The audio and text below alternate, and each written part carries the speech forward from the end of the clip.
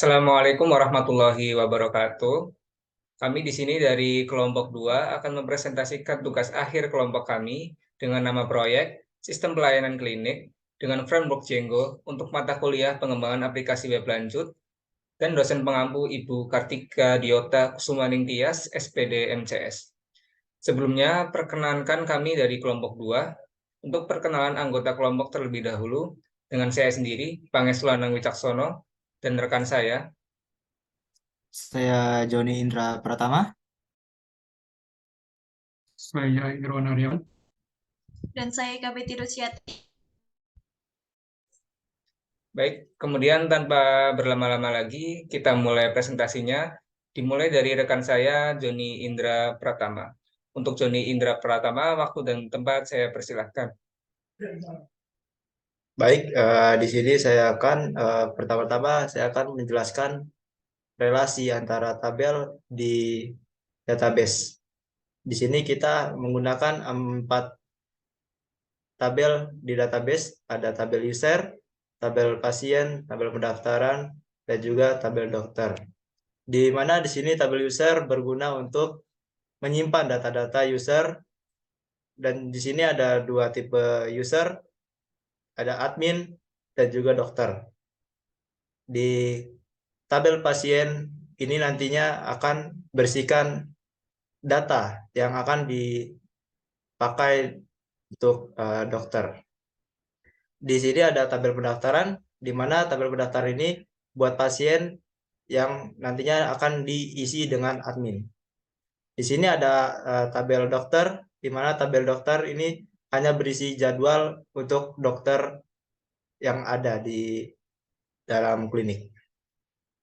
Baik, berikutnya saya akan menjelaskan aplikasi di dalamnya. Ininya udah jalan belum? Belum akan kita seperti itu. Baik, di sini saya akan membuat super user terlebih dahulu untuk login ke admin set.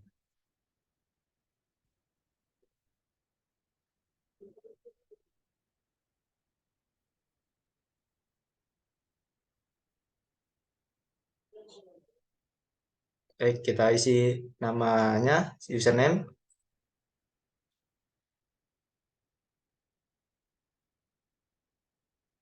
emailnya,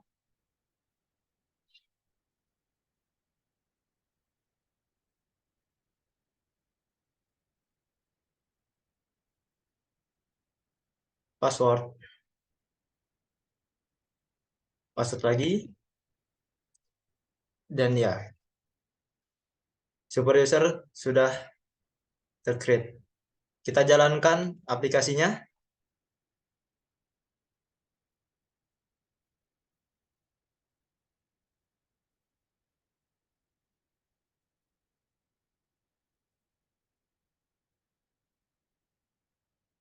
Baik, tidak ada error. Kita jalankan di website dengan menambahkan admin untuk menuju admin site. Oke, kita isi username dari super user, mengisikan passwordnya.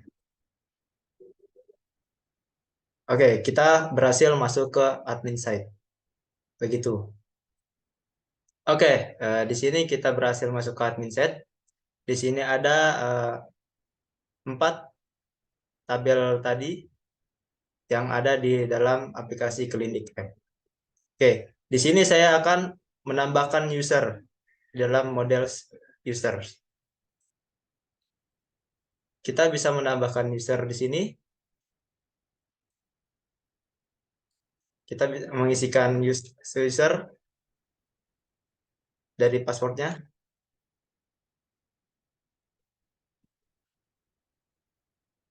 Oke, username-nya,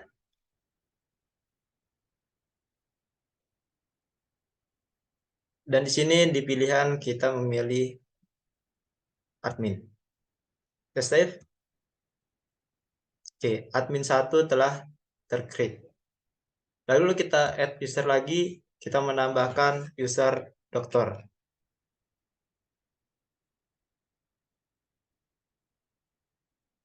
Klik username-nya.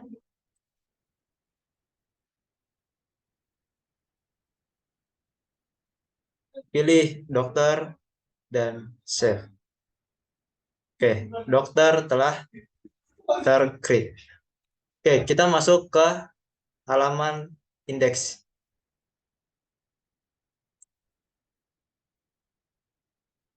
Di sini ada tombol login sebagai login, dan ini adalah halaman indeks. Kita coba login. Masukkan username antara admin atau dokter. Namun jika salah satu salah, akan memunculkan message. Di mana coba kita salahkan dulu. Login. Dia kembali ke indeks, halaman indeks. Login lagi. Dan ada message username atau password salah. Kita masukkan lagi username dengan username yang benar. Masukkan passwordnya. Kita login. Ketika benar dan dia merupakan admin, dia akan masuk ke admin site. Yang begini halaman admin site. Kita logout lagi. Kita login dengan user dokter.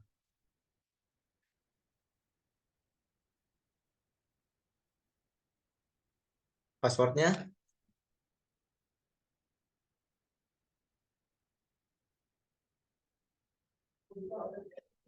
Login. Dan ketika berhasil, dia akan masuk ke dashboard dokter. Dan kita logout lagi. Nah, di sini saya menjelaskan tentang login. Nah, saya akan menjelaskan kodenya. Di sini ada kode user, dan kami akan dikode di model PY, di mana ada kelas user.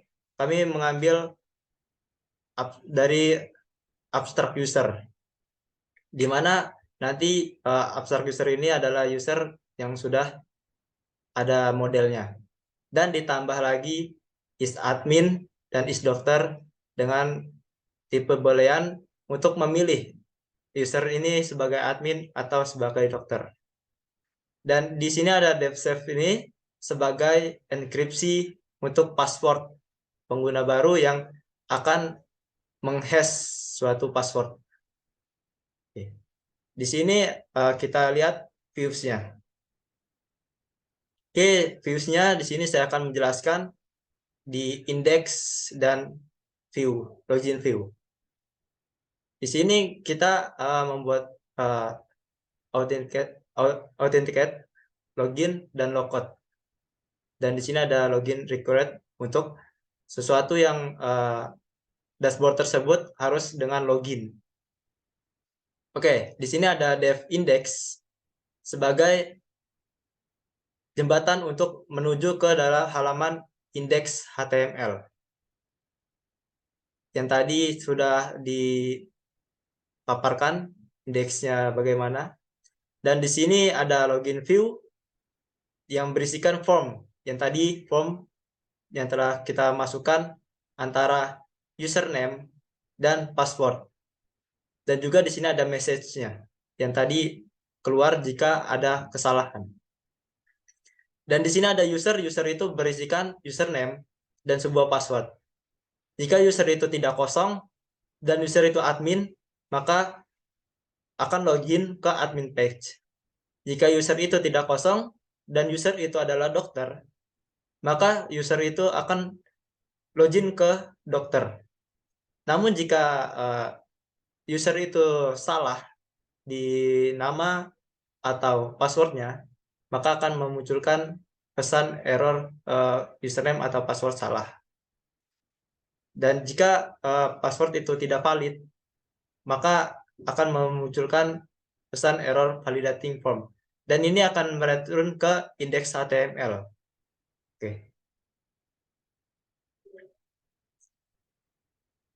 Oke, selanjutnya di sini ada dev logout view, di mana tadi kita sudah ada di tombol logout di atas, dan logout ini akan merequest dan nanti kembali ya ke halaman indeks. Oke, mungkin sekian untuk penjelasan dari saya mengenai login, logout, dan meng-create suatu user. Dan akan dilanjutkan lagi ke rekan saya, Pak Pangestu Lanang Wicaksono, yang akan menerangkan admin site. Kepada Mas Lanang, waktu dan tempat saya persilahkan. Oke, baik. Di sini saya akan mendemokan login sebagai admin. Kita langsung saja klik login, kemudian kita login.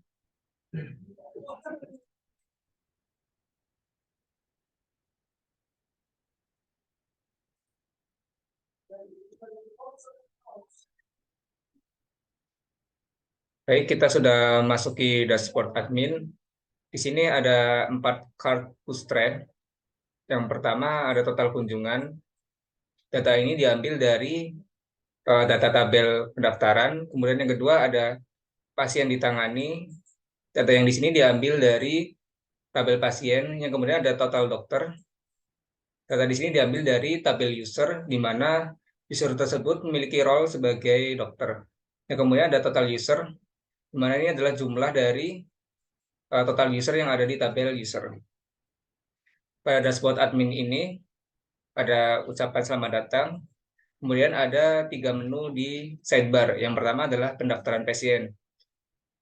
Apabila kita mengklik pendaftaran pasien, maka akan muncul tabel pendaftaran pasien.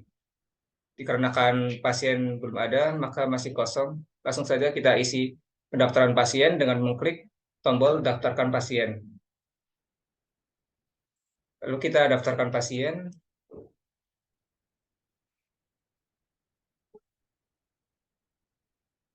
Kita isi tempat lahir, dan tanggal lahir.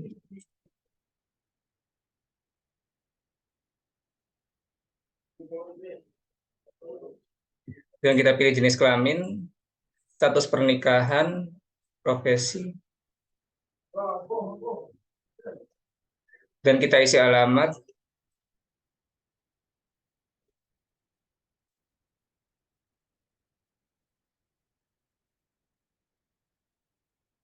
Kemudian kita klik input.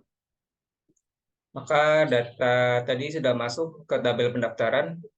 Kita isikan lagi satu data lagi.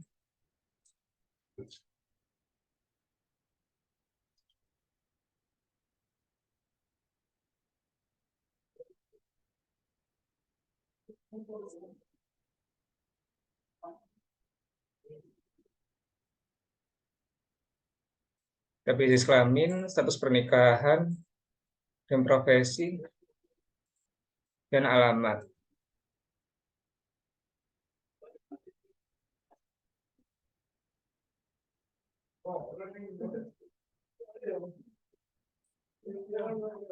Oke, di sini saya akan menjelaskan mengenai tabel di sini.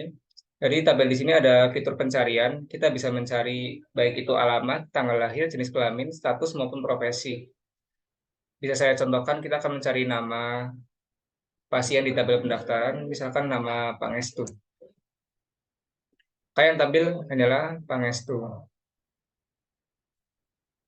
Itu juga kita bisa mencari jenis kelamin, misalkan kita bisa mencari tanggal lahir, misalkan Agustus. Maka yang tampil adalah data pasien di tabel pendaftaran yang memiliki tanggal bulan Agustus. Kemudian di sini ada fitur entries per page. Jadi fitur ini untuk menampilkan banyaknya baris dalam satu halaman. Oke, yang kemudian kita lanjut ke tabel lihat pasien. Di sini masih kosong karena pasien yang ada di tabel pendaftaran ini belum ditangani oleh dokter. Jika sudah ditangani oleh dokter, maka pasien yang ada di tabel pendaftaran ini tidak akan tampil di sini, melainkan akan tampil di tabel pasien yang telah ditangani. Di sini kita sebagai admin juga bisa mencetak laporan pasien yang telah ditangani. yang nanti akan dijelaskan oleh rekan saya mengenai fitur cetak laporan tersebut. Kemudian di sini ada fitur jadwal dokter. Di sini kita bisa menginputkan nama dokter serta jadwalnya. Contoh, kita akan menambahkan jadwal dokter. Kita klik tambah, kita klik dokter.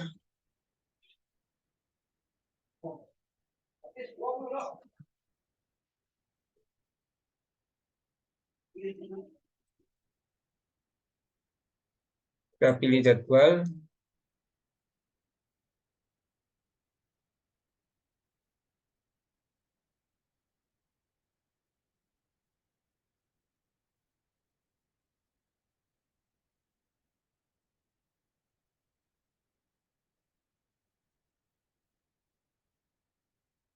Lalu kita input, maka datanya sudah muncul di sini. Kemudian kita bisa klik edit. Contoh, kita akan mengganti jadwal dari Dr. Muhammad Ali yang tadinya jam 8 menjadi jam 9. Maka kita klik edit. Kita ganti di sini menjadi jam 9.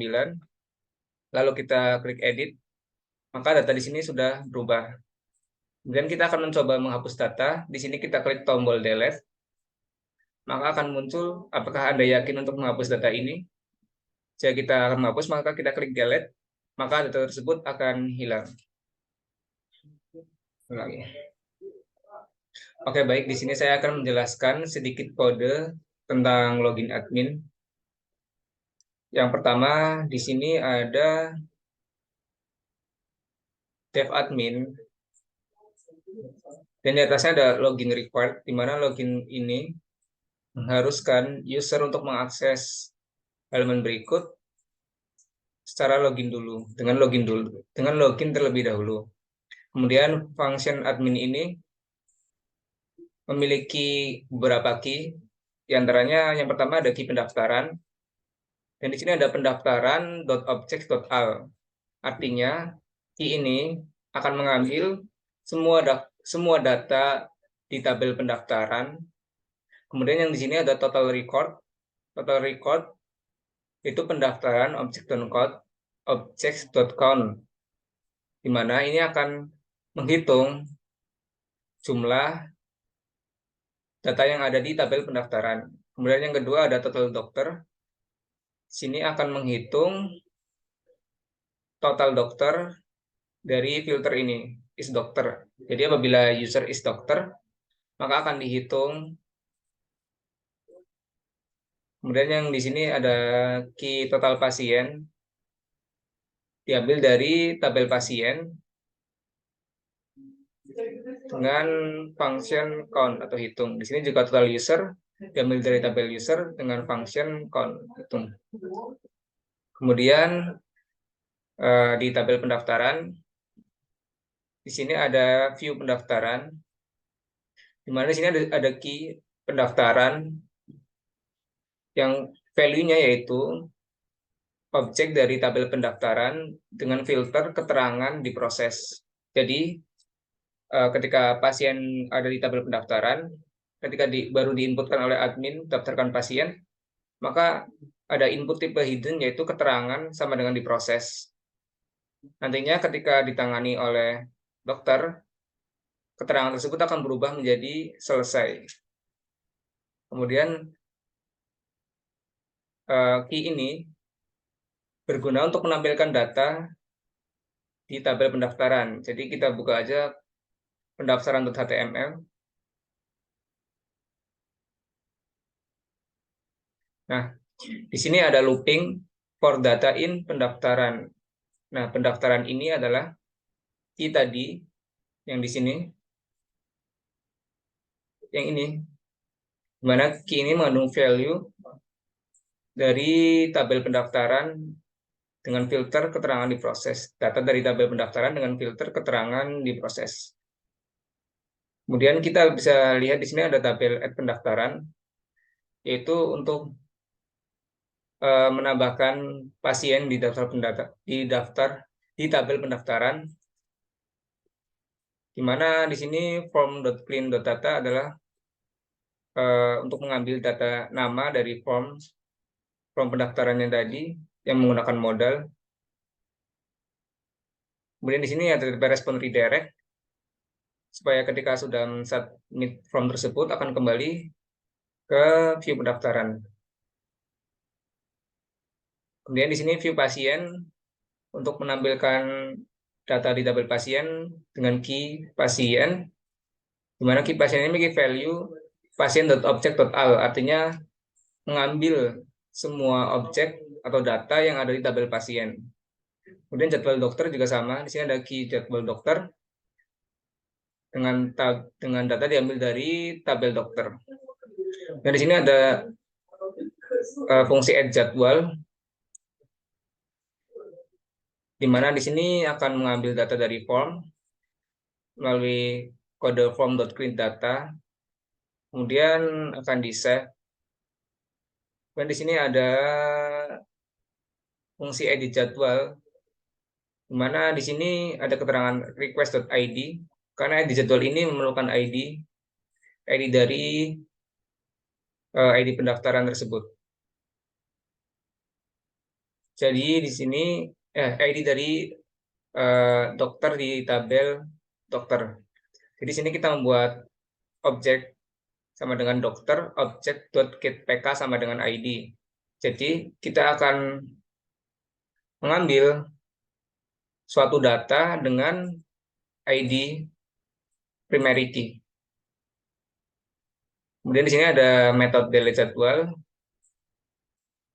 Sini kita membuat objek, di mana objek ini adalah mengambil objek dari suatu dokter atau suatu jadwal di dalam tabel dokter dengan primary key tertentu. Oke, kemudian segitu saja kode dari login admin.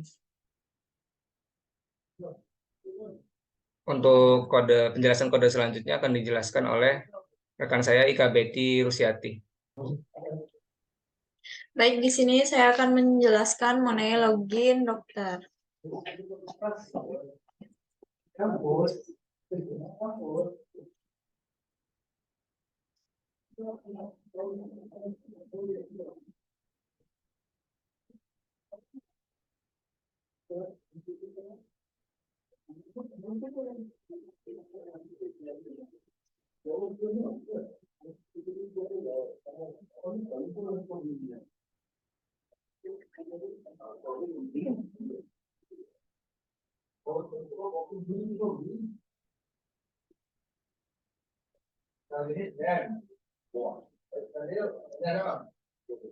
Berikut adalah tampilan dashboard dokter. Ada 3 menu sidebar, yaitu menu tangani pasien, lihat pasien, dan jadwal dokter. Yang pertama adalah menu tangani pasien. Di sini ada tabel pendaftaran, dan apabila kita login sebagai dokter akan muncul tombol periksa.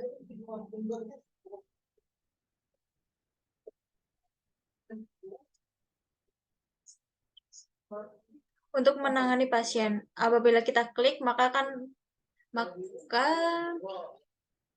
nama pasien yang ada di tabel pendaftaran akan muncul secara otomatis. Langsung saja kita masukkan nama data-data diagnosa pasien.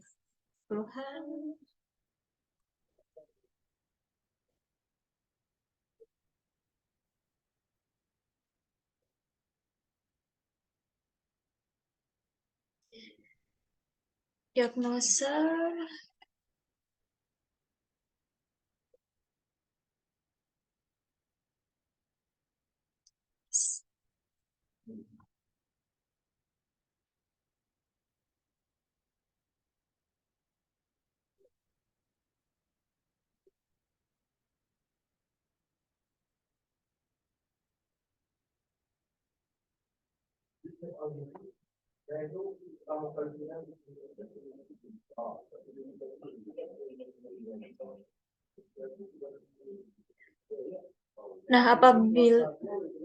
apabila kita klik input, Apabila kita klik input, maka data pasien yang telah kita periksa tidak akan muncul di tabel pendaftaran, melainkan muncul di tabel pasien.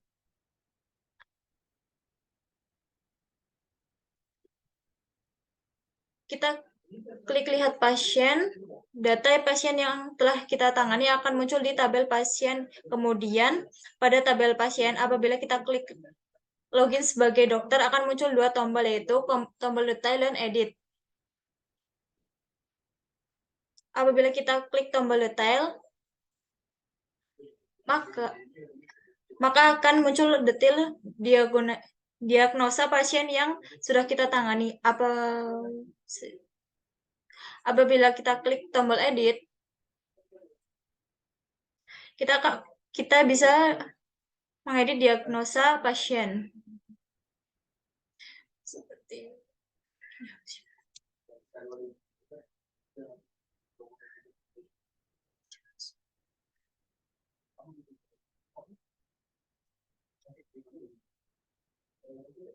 apabila kita klik kemudian apabila kita klik menu jadwal dokter, di sini ada data dokter. Baik, di sini saya akan menjelaskan mengenai kode dokter. Berikut adalah kode untuk menangani proses diagnosa pasien di Fuse PY. Pertama, fungsi diagnosis request ID digunakan untuk menangani diagnosis pasien. Pendaftaran dengan ID yang diberikan diambil dari basis data menggunakan pendaftaran .object.get ID sama dengan ID. Data yang diperoleh dari form diambil dari form clean data, seperti nama, keluhan, diagnosa, dan resep.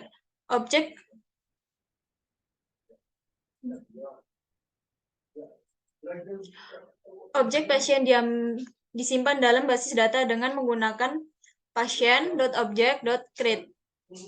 Pendaftaran.keterangan diubah default-nya diproses menjadi selesai, dan perubahan tersebut disimpan dalam basis data. Penggunaan diarahkan ke halaman tengah menggunakan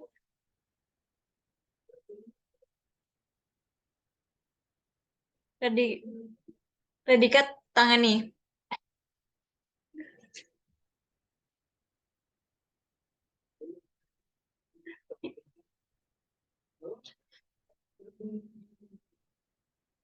Yang kedua, fungsi edit diagnosis.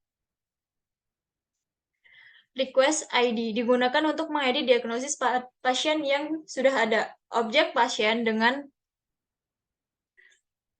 primary key yang diberikan diambil dari basis data menggunakan pasien.object.get pk sama dengan ID.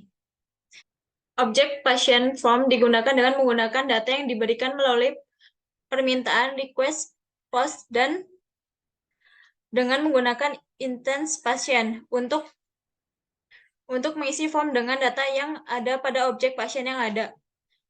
Baik jika form valid, form.is valid.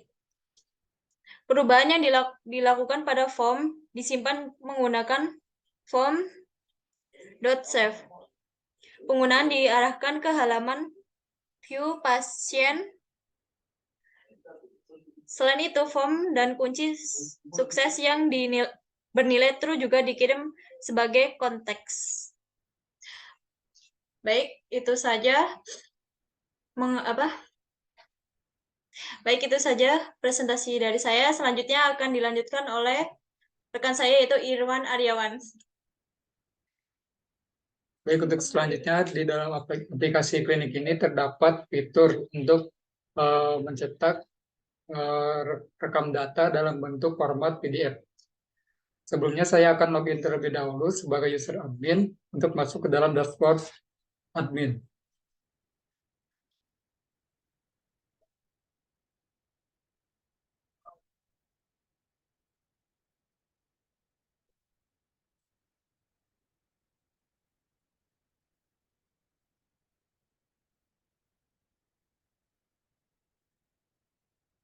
Oke, di sini sudah masuk ke dalam dashboard admin. Di sini terdapat fitur-fitur, beberapa fitur-fitur, dan kita klik bagian lihat pasien untuk masuk ke dalam daftar pasien.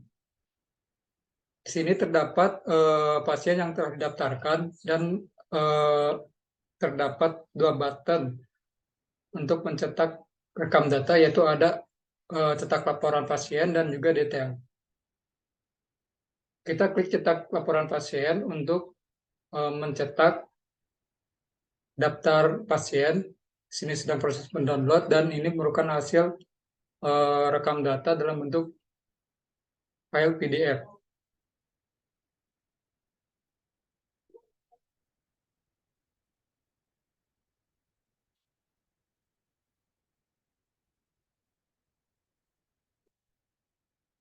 Selanjutnya kita juga bisa melihat detail rekam medis pasien yang sudah ditangani oleh dokter.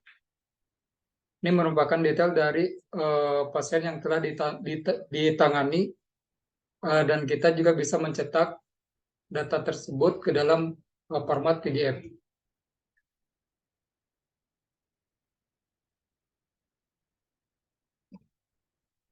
Ini merupakan hasil dari detail pasien.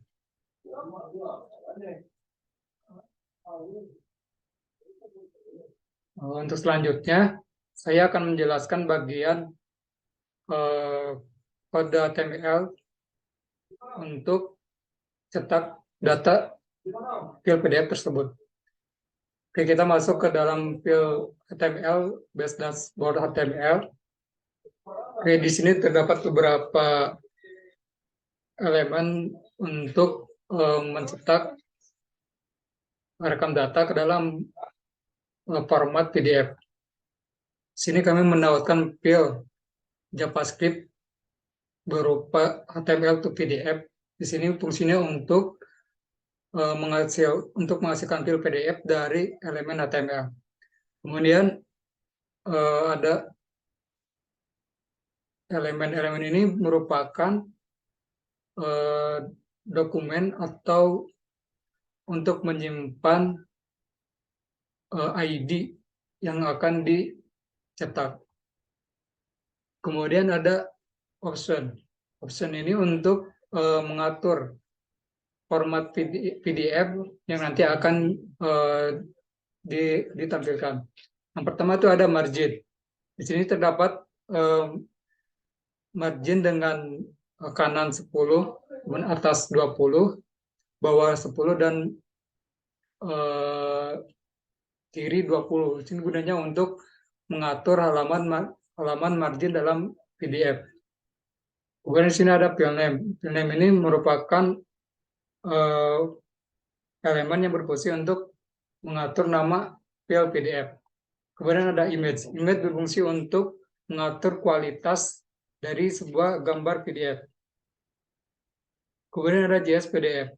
JS-PDF ini untuk mengatur format dalam bentuk A4, kemudian orientasi dalam bentuk potret.